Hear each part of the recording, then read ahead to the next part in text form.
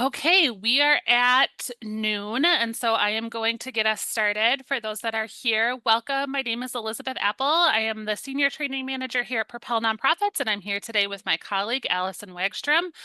We are here today to talk about reserves, what, when, why, and how much. To get us started today, I just want to give you a little bit of background about who Propel is. So Propel is a nonprofit. We are based in Minneapolis, Minnesota. We serve Minnesota, our surrounding communities, and virtually we serve people all across the country. So we are really excited to be here with you today. We are a 501c3 and a community development financial institutions, which means we are here to support nonprofits. I always say that we're like here to do the things you didn't realize you needed to do when you started a nonprofit or joined a nonprofit, like your board governance and nonprofit finance and things like reserves. So we are so excited to be here today. Allison will share lots of things about the work of Propel along with talking about reserves.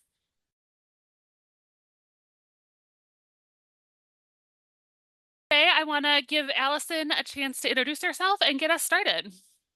Thanks so much, Elizabeth. Hi, everyone. My name is Allison Wagstrom. I use she, her pronouns. I'm a senior loan officer and financial management specialist here at Propel. And I am excited today to talk to you about reserves and how to build them, what to do with them, how to monitor them, all of that good stuff. But before we get started, I just want to let you know that I've been a finance director and an associate director, and so I have managed reserves, I've worked with reserves, so I'm coming to you with some experience having done this work in the past. First, we'd like to get a sense of who's in the room and where your current status of your organizational reserves are. If you could take a moment to answer the poll, we'd really appreciate that.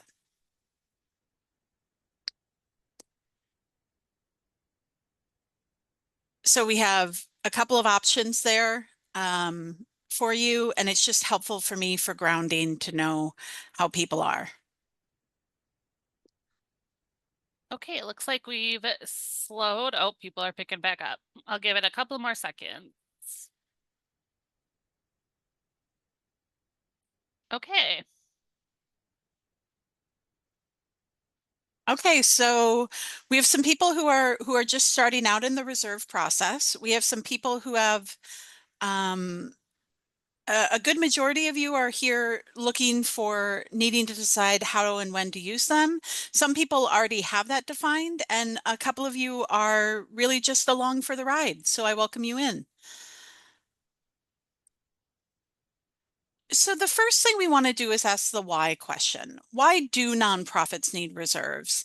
And this slide is really about what happens when you don't have reserves versus what happens when you do have reserves. And so I think we can all agree that having reserves gives us more stability, reliability, and durability in the organization's financial future. Other reasons to have reserves are to pay unexpected bills, make choices, timing issues, obligations exist to employees you need to back up. And through the last few years, we really have needed durability and adaptability as part of our long life plan. And so this is really why we need reserves. What we start with when we talk about reserves is our cash. And for many people in their first iteration working with nonprofits, this is how they think about cash. But we think about cash this way in terms of having operating funds.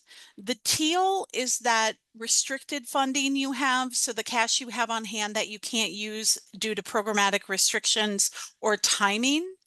And then we hope you have available cash for reserves. And if you don't, we'll talk about how to develop them. But if you do, we'll talk about how to put guidelines around them. So what is a reserve? Operating funds are what you use to pay for ongoing bills. A cash reserve is something that you set aside in order to use at a different point when there are certain triggers within the organization. So in order to start the conversation about reserves, you have to be able to define what your operating funds are. This means that you have sufficient capital or cash on hand to manage client cyclical cash flows, seasonal activities, and timing delays. So how do you figure out how much operating funds you need? The first way to do it is to do your experience. And if you're new to an organization, I really encourage you to ask other people who have been around with the cash flow on how they have mitigated cash flow challenges in the past. And the best way to figure out your operating funds needs is to develop and maintain a cash flow projection. A cash flow projection like the ones Propel have on our website are available to help you figure out the peaks and valleys. For example, here we have a cash flow projection that will tell you when you need to use reserves or a line of credit. Now, do you update your cash flow projection just at the budget time? If that's a possibility if that's true of you, I'm here to ask you to update your cash flow throughout the year. And we really encourage you to do that through a rolling cash flow that gets updated monthly. When I was a finance director, I would set aside 2 hours every month to update my cash flow, and that was part of my regular financial work. What we see here is an organization that has negative cash in November, which we know is not a possibility. If you have negative cash, your bank's going to get mad at you. You're not going to be able to pay people. It's just not going to work. But we also see that this organization goes up to 40,000 in June. So they have a really wild ride, but this is also really common in nonprofits due to long cycles between expense and revenue and reimbursement-based contracts. So we've talked about your operating funds. Those are different than your operating reserve. So the first type of a reserve fund is probably the one you are most familiar with, which is often called the rainy day reserve or the protect and stabilize reserve. It's really about managing shortfalls in income. It's about being an internal line of credit.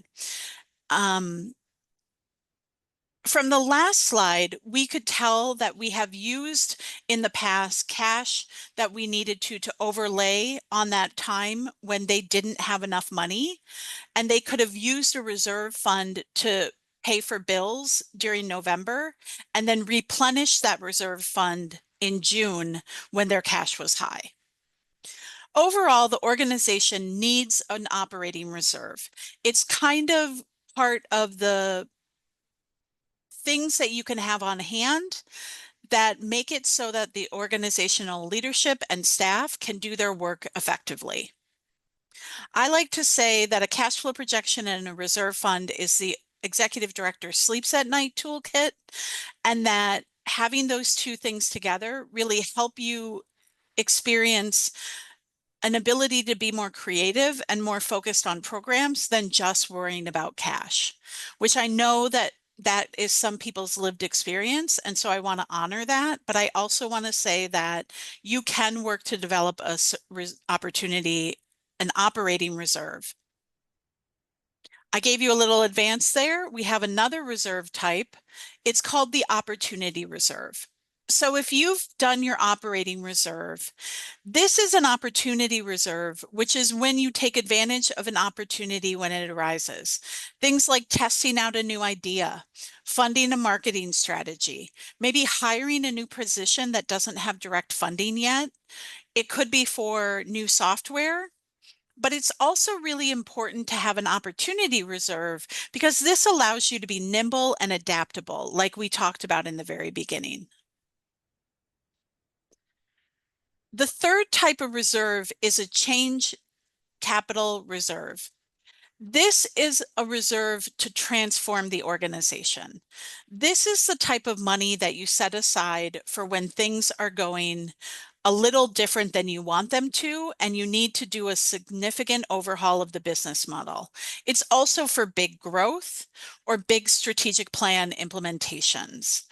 You would, in this case, use a change capital reserve where you would spend the money before the money came in, potentially to prove a point or to prove a theory of change that you need to develop for the organization.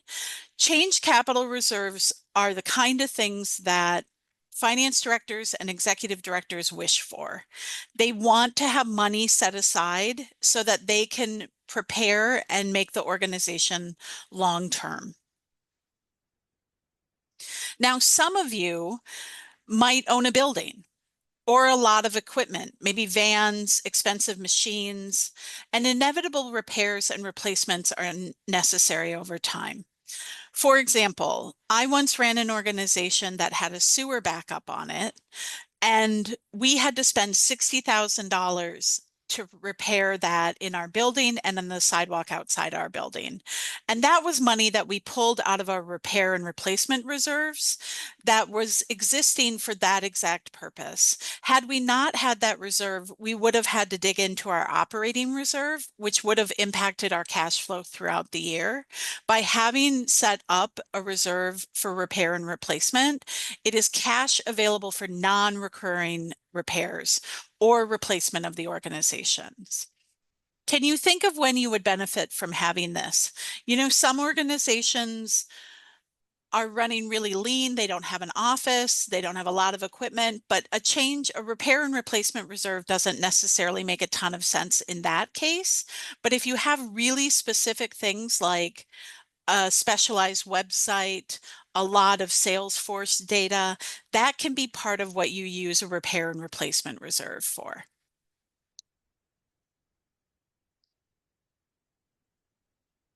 And finally, the last type of reserve is called a long-term mission reserve. I want to clarify that this is not an endowment. An endowment is another type of operating fund that is set aside, but an endowment is where you set aside the principal and you use the interest. What we're talking about with a long-term mission reserve is cash that is invested for a longer time to create a durable organization. And the difference is you don't call it an endowment, you call it a board-designated long-term mission reserve, because an endowment is a legal terminology.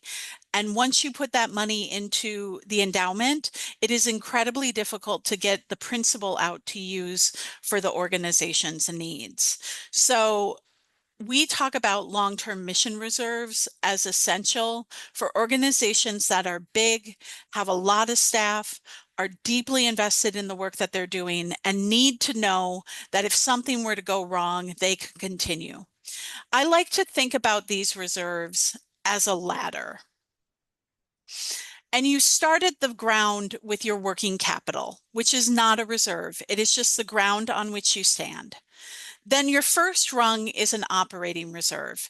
That is the first thing you are going to work on building because you want to have the type of funding available for you if a grant fund were to not be able to come in time. Or if a contract is taking, we hear about government contracts taking 30, 60, 90, 120 days between reimbursement. And that is really what an operating reserve is for. Now, a risk reserve or opportunity reserve, so a risk reserve, is there for you to take that risk. And if you've got working capital and an operating reserve, this is where you start to make a determination on where your organization should go. Does it need to focus on change capital? Does it need to focus on a risk reserve, a repair and replacement reserve, or a long-term mission reserve? That is really what you as an organization are going to spend time working on. And here are some questions we use to figure out what type of reserves we need. So first, what is your starting point? For some of you, you are at the beginning where you have to start developing reserves. For others, you already have reserves and you're looking for what you need to develop, what type of reserve you need to have. Analyzing your strengths and weaknesses in your financial model are essential. And understanding the question, what problem are you solving for? Are you solving for instability within the economy? That might be a risk reserve. Are you solving for contract problems?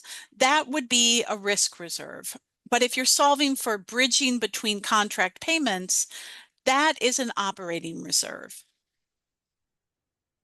We're going to get into when and how much the fund should be used and talk about goals. So I get asked a lot, how much cash on hand should I have? It's one of the questions that we at Propel get asked very frequently.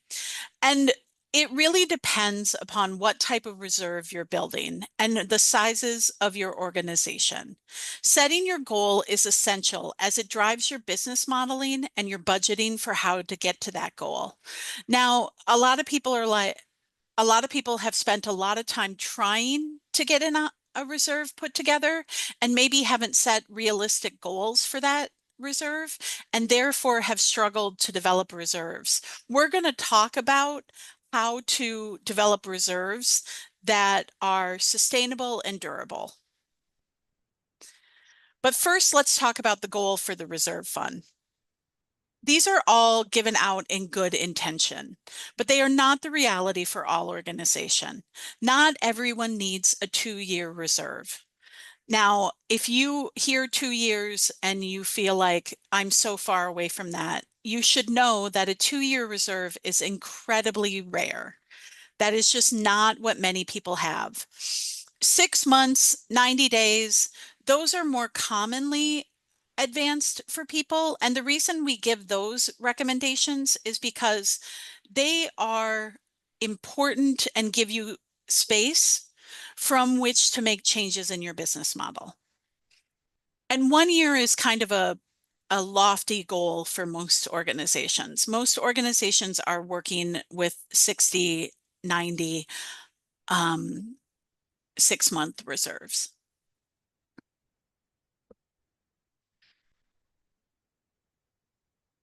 Oh, there we go. So here are the questions for your operating reserve to figure out how much you need. The first question is, what expenses need to be maintained? And often that's payroll.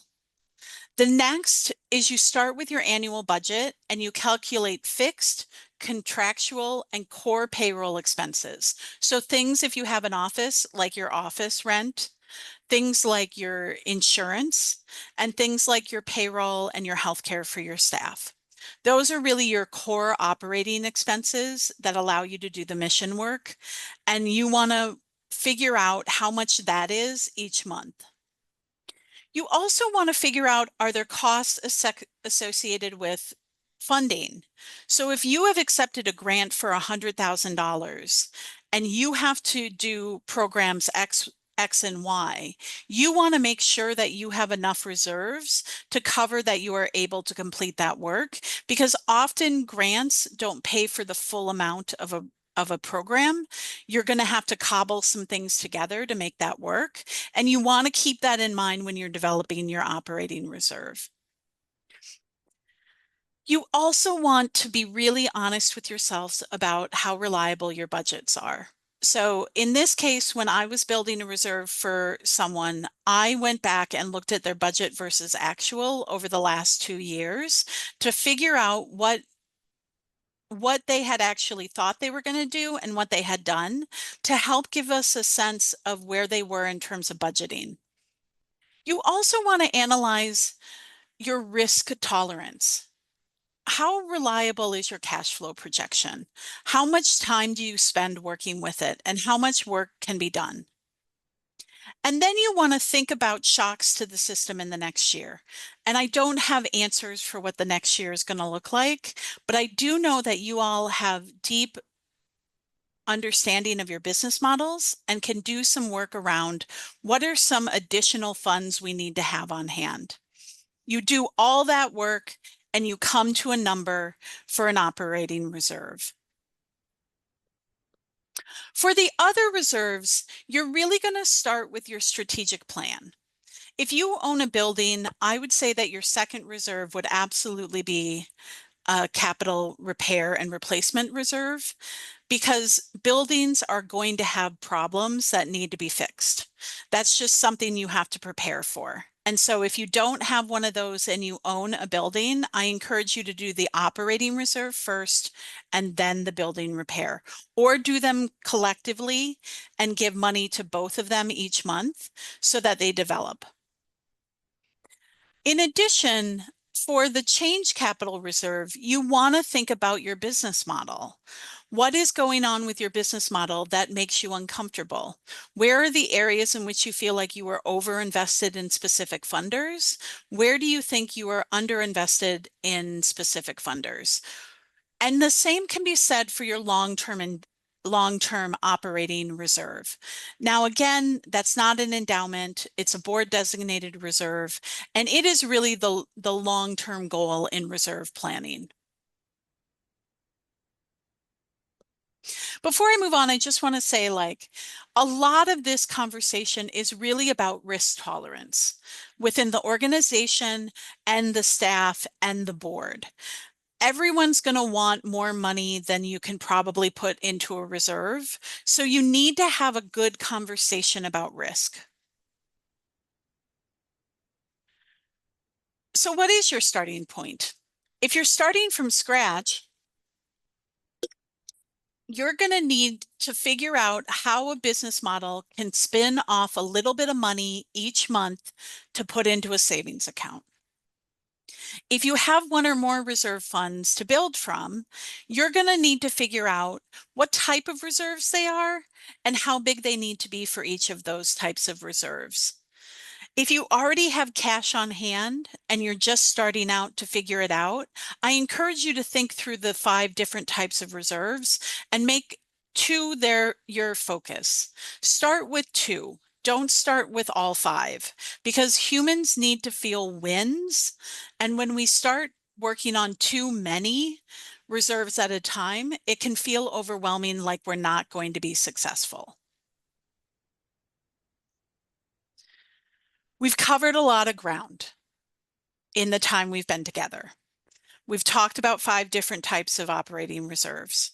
We've talked about having operating capital on hand. But we just want to pause here and say, as summary, all organizations need cash flow working capital. Most organizations need an opportunity reserve, an operating reserve, and a change capital reserve. These are the goals for that. And some organizations need a long time reserve or repair and replacement reserve. Not every organization needs those 2 reserves. Elizabeth, how are we doing on questions? No questions yet, but this is a great reminder to answer or put them in the Q&A. And I just got a question and I'll ask it for you, but then we'll see if you might cover it later. So the first one is from Melissa. Do you recommend showing the various reserves on the financial statement?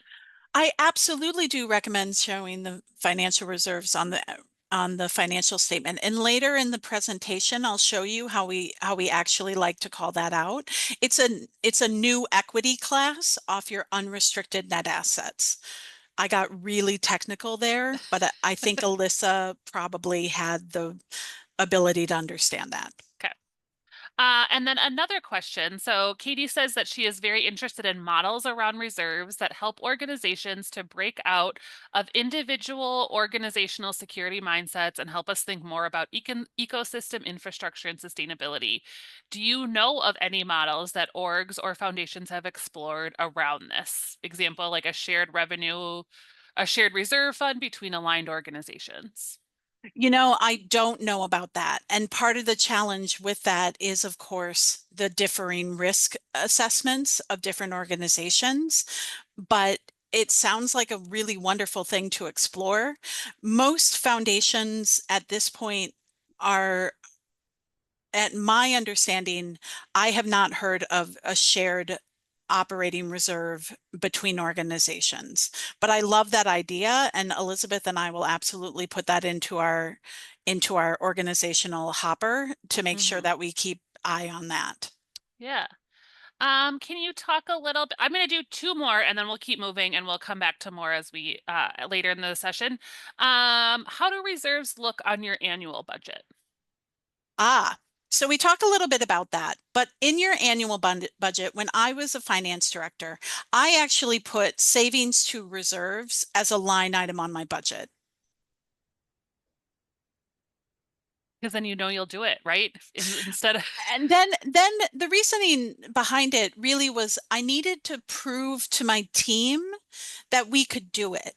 Mhm, By setting it in the budget, we set a goal of $10,000 to save. mhm, And we set aside, I think it was 750 a month. I transferred to a savings account $750 a month to get to approximately $10,000 at the end of the year. And I wanted to prove to us that we could make our business model work with funding the things we needed to fund, but also with our own organizational stability as one of the key indicators of success. mhm. Okay, I have two similar questions and they're both around, can you talk a little bit more about opportunity reserves and change capital reserves and how they're different? So an opportunity reserve is really for something that comes along and I'm just going to say is more positive than change capital reserves. Opportunity reserves are really for things where you are being proactive about growth or strategy or determining your own path forward, whereas change capital reserves are deeper and more affixed to external changes to your business model. So you lose a funder. What do you Most organizations, when they lose a major funder, have to potentially let people go. And a change capital reserve can actually be something you do where it buys you time Mhm, to continue operations while you work to refill that mhm. money. I think a lot of these questions would also be great. We have a scenario planning workshop coming up next week, or a webinar coming up next week. And I think because one of these questions is about like how much money should be in one of those opportunity funds, that would be a great way to use our scenario planning template to think through like, okay, what would it really look like if we added this program? What would that mean for our revenue and expenses? And I think you would learn some things from that scenario planning workshop that might be helpful to answer that question. Yeah, and I would say the thing about developing individual reserve policies and amounts is that you need to be flexible. I had an organization that said, we need a 1 year reserve by the end of this year. And I did the work with them and helped them figure out that that meant they had to save $18,000 a month to get to their 1 year reserve. And I'm really a big believer in setting goals that are achievable within 1 year so that staff and board and everyone involved in the organization feels success around developing reserves. Because I've worked at organizations where we've worked on developing a reserve and the goal was 2 years and we got 30 days and it felt like we were nowhere. Even Mhm. though 30 days worth of cash on hand in an opportunity reserve is amazing. Mhm. Awesome. Okay, I think we're good for now. We'll keep some of these for later, and why don't you keep moving? Yeah, so here's a little joke we like to tell. Lots of math on one side, lots of math on the other side. In the middle, a miracle occurs. Um, just a quick note that you have to be able to process in place to generate reserves, or it will likely not happen. Don't wait for a miracle to occur.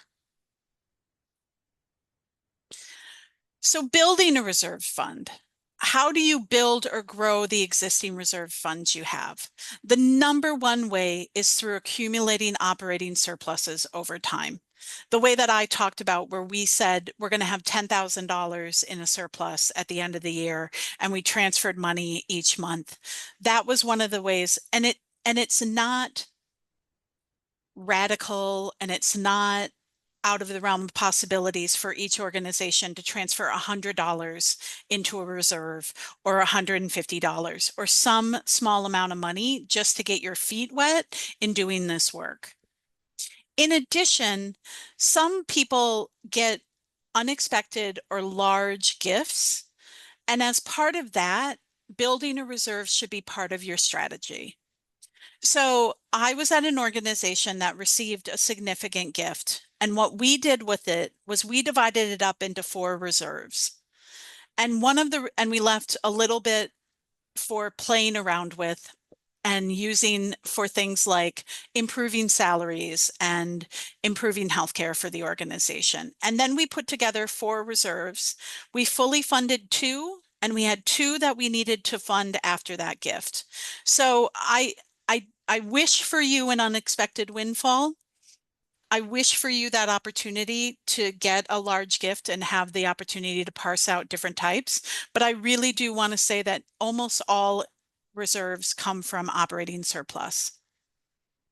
Now, there are foundations, and I can't name them for you, but there are foundations out there who might give you special grants or matching funds to start or grow a reserve fund. I know that there have been foundations in the past that have done that. One of the boards I'm on has a designated fund, reserve fund that is based off of money we were given to seed a reserve fund, and then we had to grow it to double what they gave us. And that was a really good experience. It doesn't mean you can't have conversations with your program officers about this.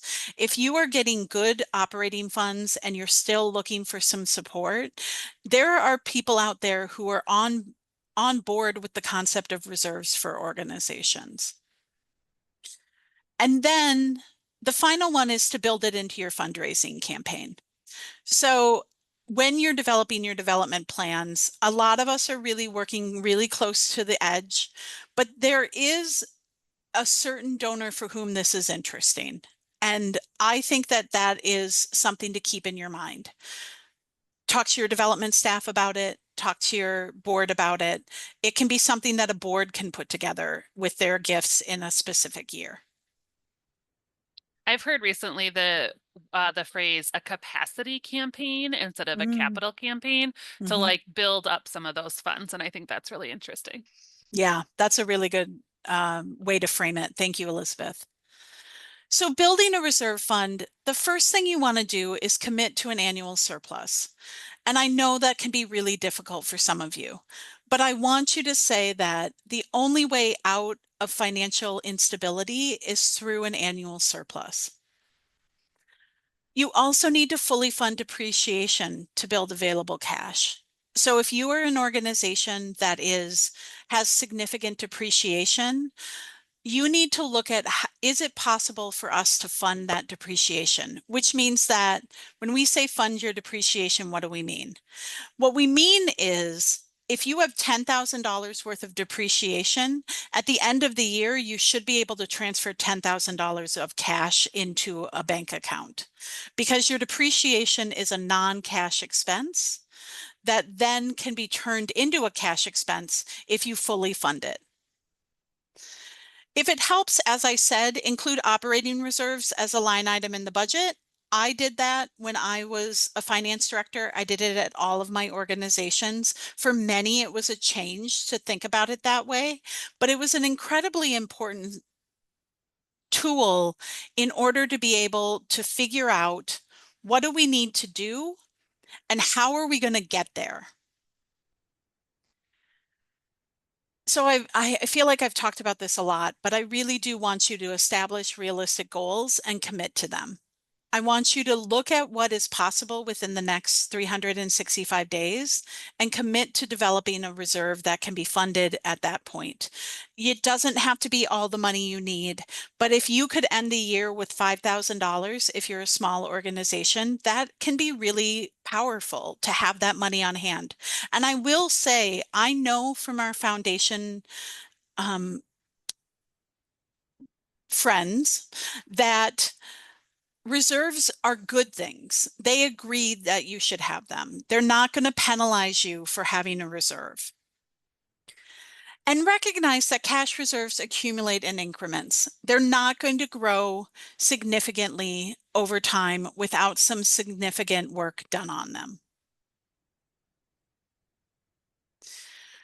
So this is the campaign for capitalization that Elizabeth was talking about. First, you make the case for investment and flexibility. You tell your donors and the people in which you're speaking with that what you need is strategic reserves to fund the operations long term. You put together a compelling vision for the future, meaning that you talk about where you want to go and the mission service you want to provide. A strategic plan should absolutely have a financial and capitalization plan associated with it. We do strategic plans here all the time, and I know that our team would be really interested in talking with you about that. And then capability to monitor capital to sync from operating reserves and measure the progress. What does that mean? It means you have to have okay accounting. You have to be able to monitor a reserve and track a reserve and use a reserve. In a little bit, we'll talk about investment committees as an opportunity when you already have a significant amount of reserves. So this portion is for people who have reserve funds set up, but for those of you who don't, it can be really useful in helping to understand what type of reserve funds to really focus in on. So if you have reserve funds, the question I have for you are funds designated as reserves? Or are they just sitting in your balance sheet and you talk about them as a reserve without actually setting aside?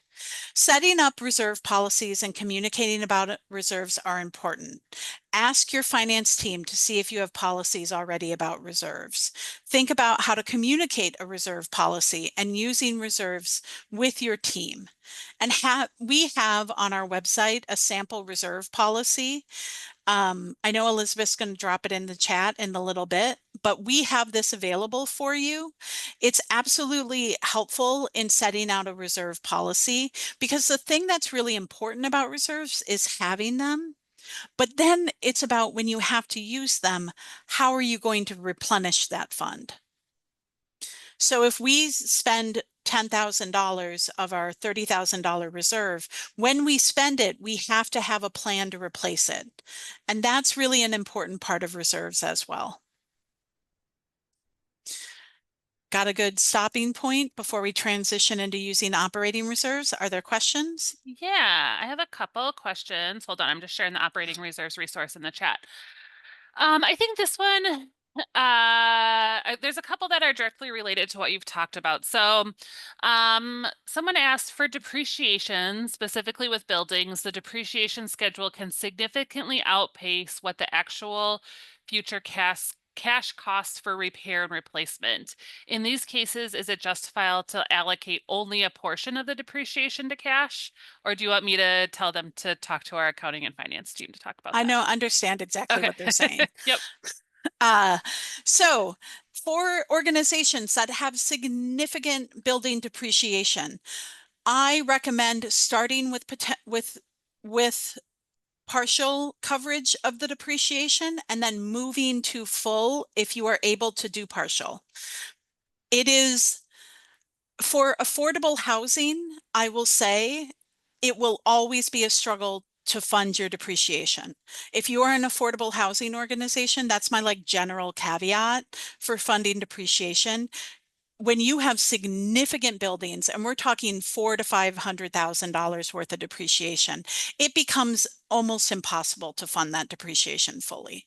And so I do agree that funding partially is a good idea. However, for many organizations, the concept of funding depreciation becomes a bedrock of their reserve strategy and helps them develop more than just a building reserve. It can help them develop the change reserve or the long-term quasi endowment reserve. Can you talk a little bit about like where you put this reserve money? So people are asking about like, do you create a separate accounts for each type of reserve, or do they just sit kind of allocated in your accounting? It depends upon the size of your organization, the size of the reserve, and the capacity of your financial team to manage. So I am a big believer in separate accounts for each reserve. Mostly because you want to work with, this is treasury management, and so you want to talk to your bank. But if you are getting above the $250,000, you want to be sure that you're protected with that money. And so many organizations I know, Propel included, have our reserves in different bank accounts. Because you are limited at a specific organization, you need to do something special with treasury management in order to keep your reserves. Now, if you have an incredibly dedicated controller, a good finance person, and a good accountant and bookkeeper, you can keep that money all together and just differentiate it on your bank, on your balance sheet.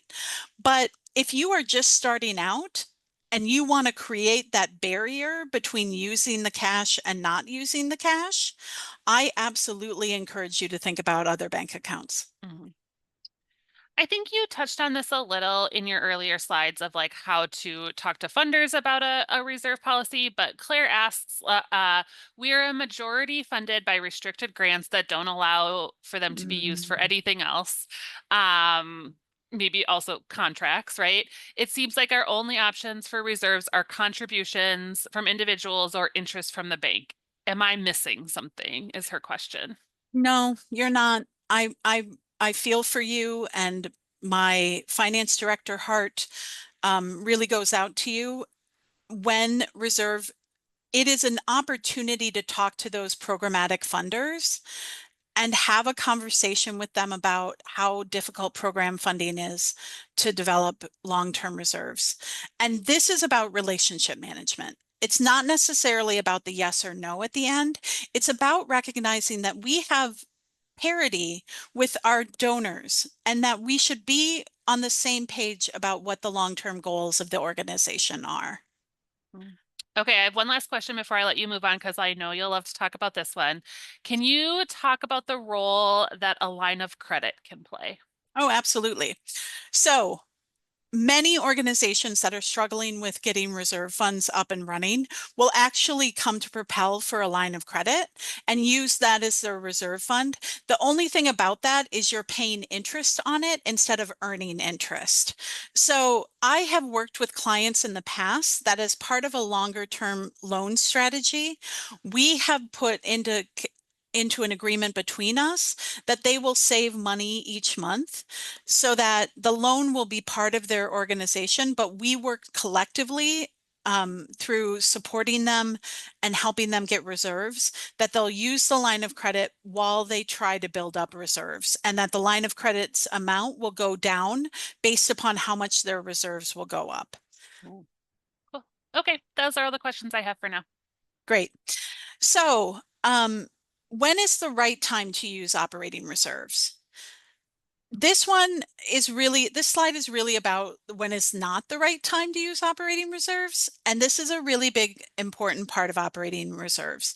Operating reserves are there to help bridge known sources of funding, to manage short-term cash flows where there is a known source to replenish the funds, and to manage an unexpected financial problem with a plan to address the situation.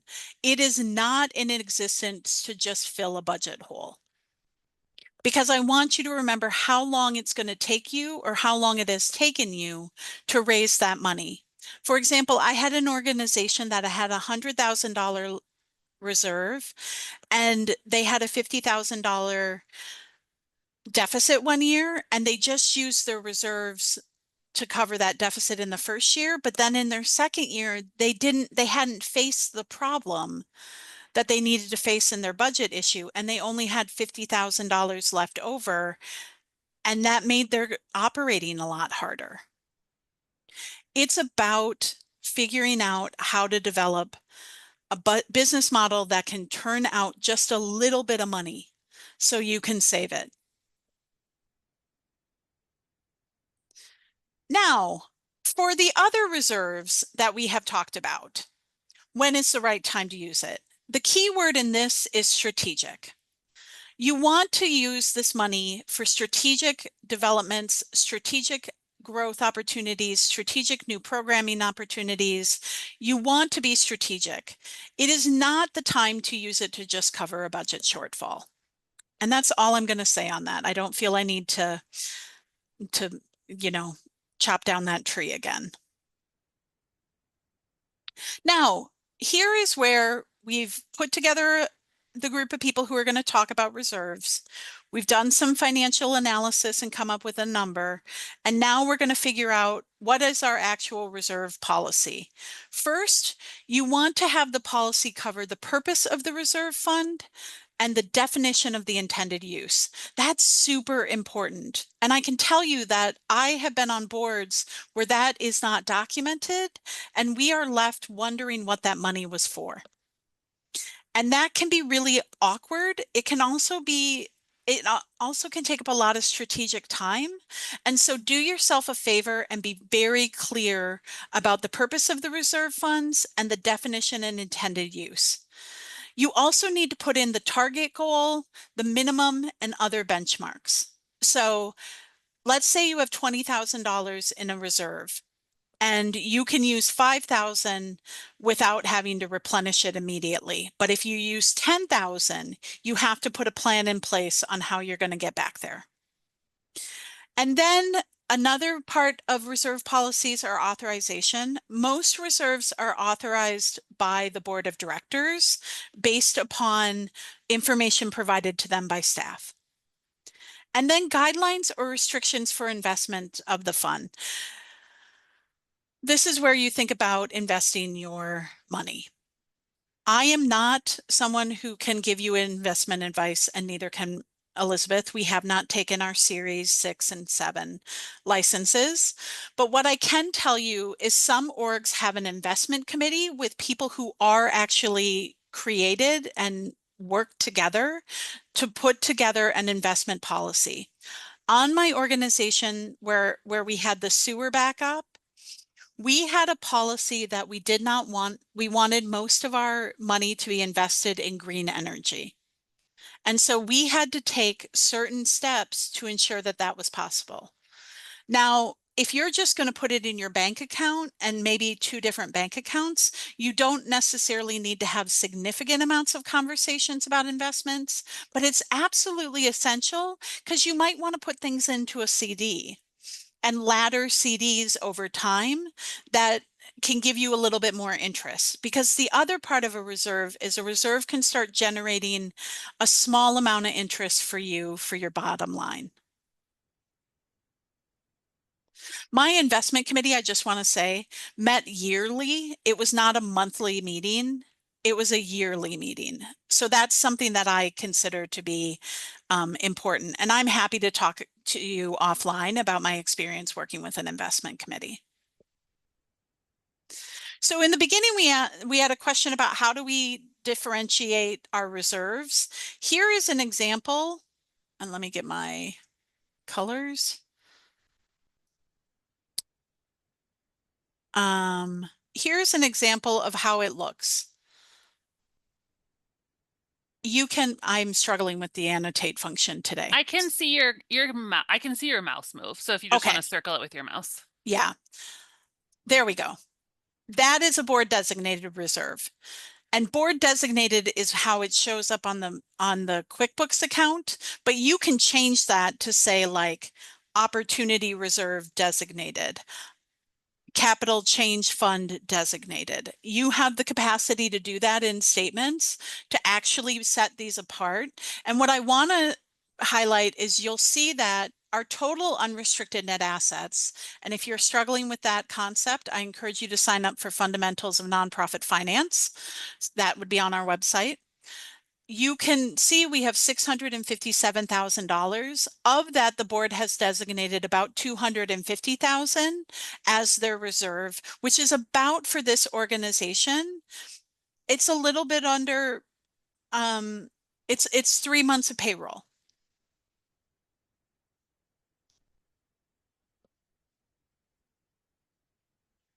So we're at the end of our presentation, and I just want to recover for you the different types of reserves.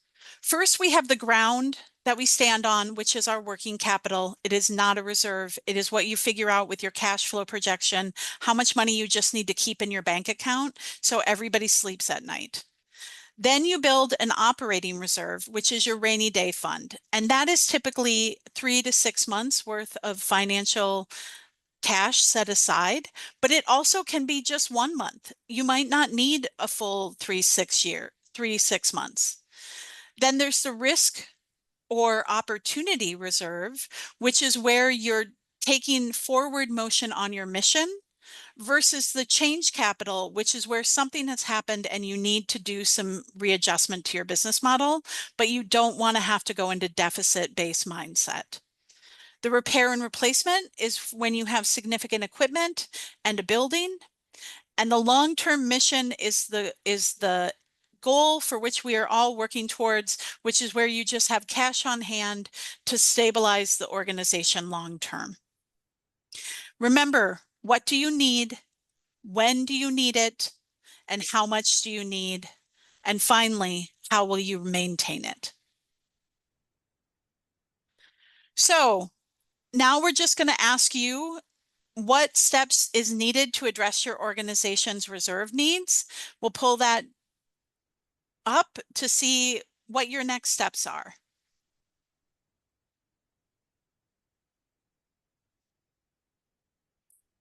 As people are answering, if none of these apply to you, feel free to drop them in the chat. Reply to everyone.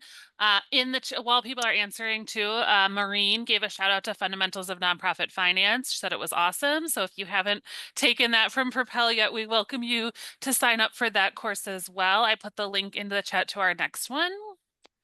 We'll give people another minute or two, or second or two to answer.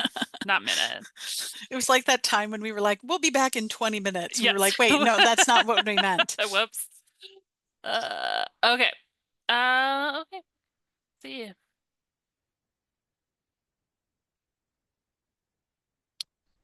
Okay, I will share the results. We look like we have a little bit across the board. Yeah. Develop an understanding of the organization's risks and opportunity. I want to clap for those 4 people because I am so in love with that for you.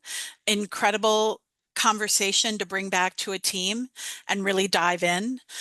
Define the type of reserves, create reserve policies, engage in planning to better understand our future need, and create a realistic goal to set up reserves. I'm so thrilled to see all of that. My final note is on business models. Developing a reserve is a change to your business model. And a business model is the fundamental basis of understanding how your organization works. We really want you to know that it is a complex, almost living thing that you are dealing with, and that when you make changes to one of your revenue mixes, you're going to see changes in the rest. And so knowing that this feels hard because you're changing a business model, that's why it feels hard.